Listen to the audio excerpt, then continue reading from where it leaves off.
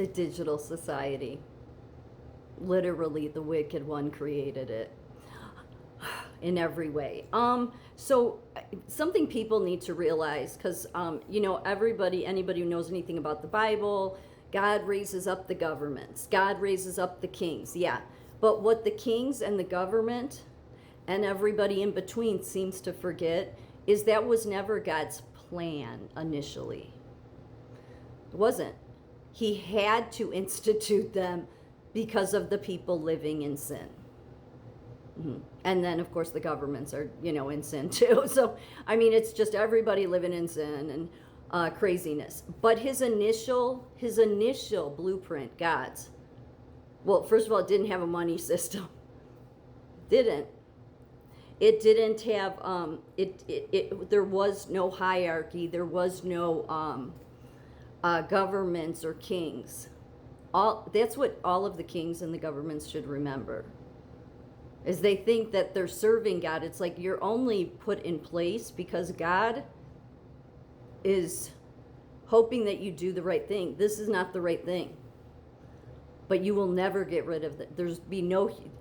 We're well past the place of where a human being could do anything about this. I know it because it's in the past 7 years, it's gotten worse against me, this system.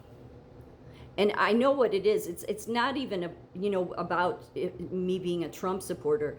It's because I'm a Christian. So the system wants you to be Christian, but it wants you to follow the fake Christians. That's the reason the Charlie Kirks were put out there, okay? Because real Christians could tell he was not legit.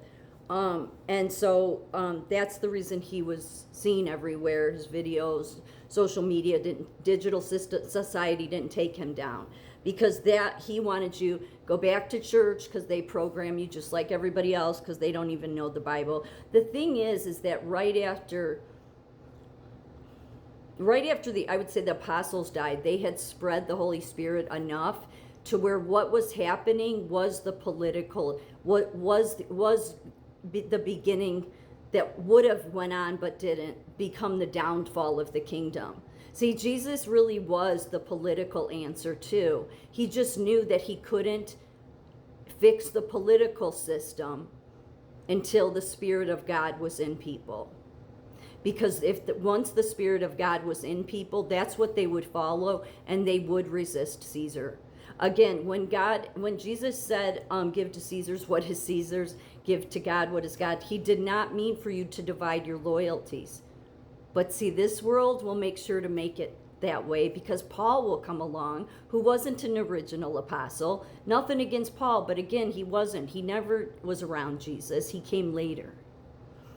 And he says, follow what your governing authorities say. How convenient. That's one of those things I think Rome snuck in there.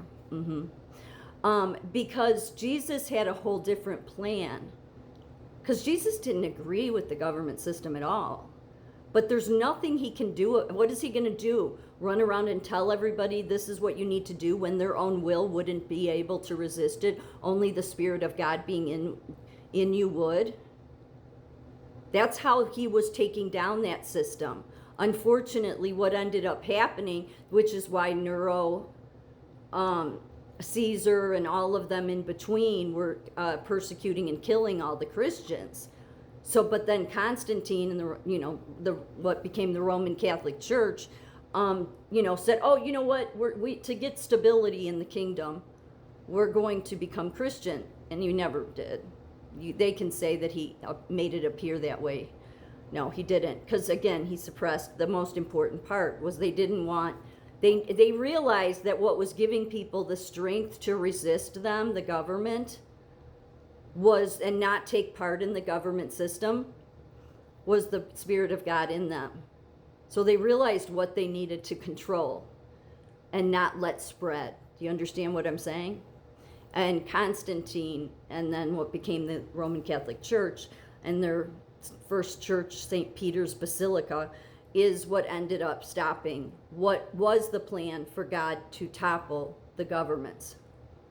Believe it or not, that's because if the governments doubt that, they should just realize what the original blueprint was Instead, they go along with this and they make excuses for it.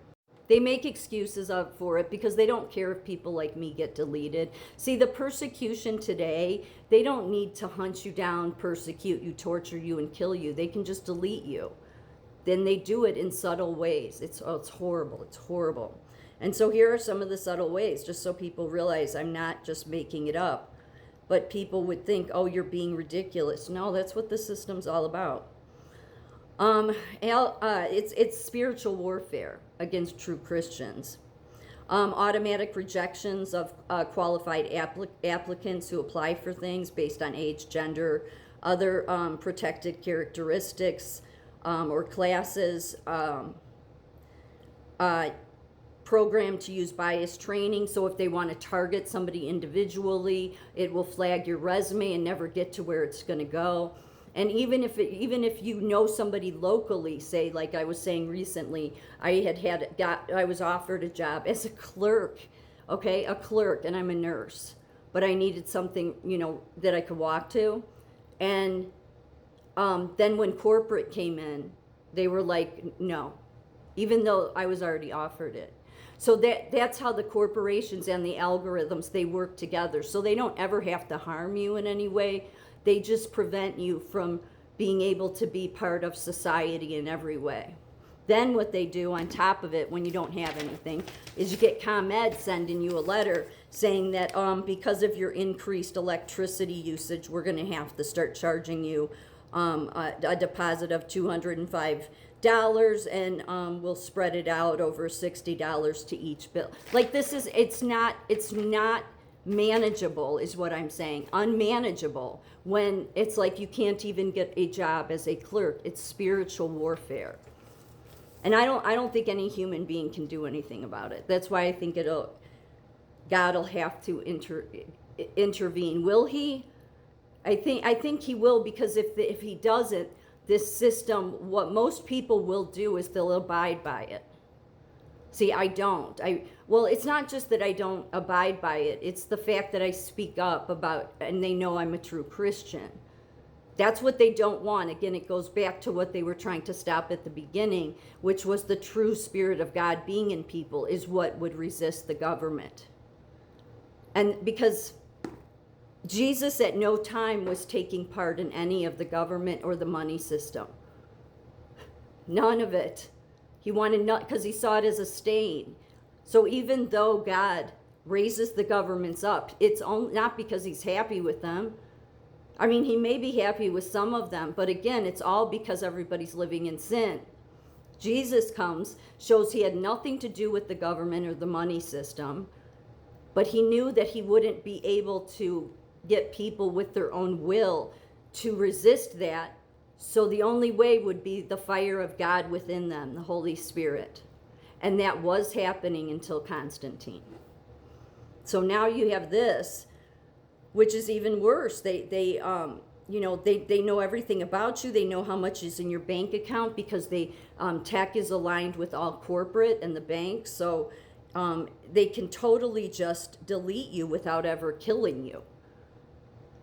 They can just keep you from being somebody that's allowed to be a member of society that wants to provide for oneself. It's true. It's absolutely true. And then for people say, well, there's legal avenues.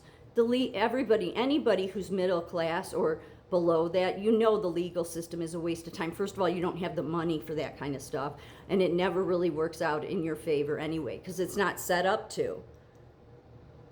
The digital system extends spiritual warfare into the economic realm by subtly, and I've said this, I said they subtly spiritually attack you by just interfering with you being allowed to be a productive member of society. By subtly and systematically impeding an individual's life opportunities and prosperity. So, in my opinion, the only way prosperity will be evenly distributed again or fairly is God will have to come back and blow the whole system apart.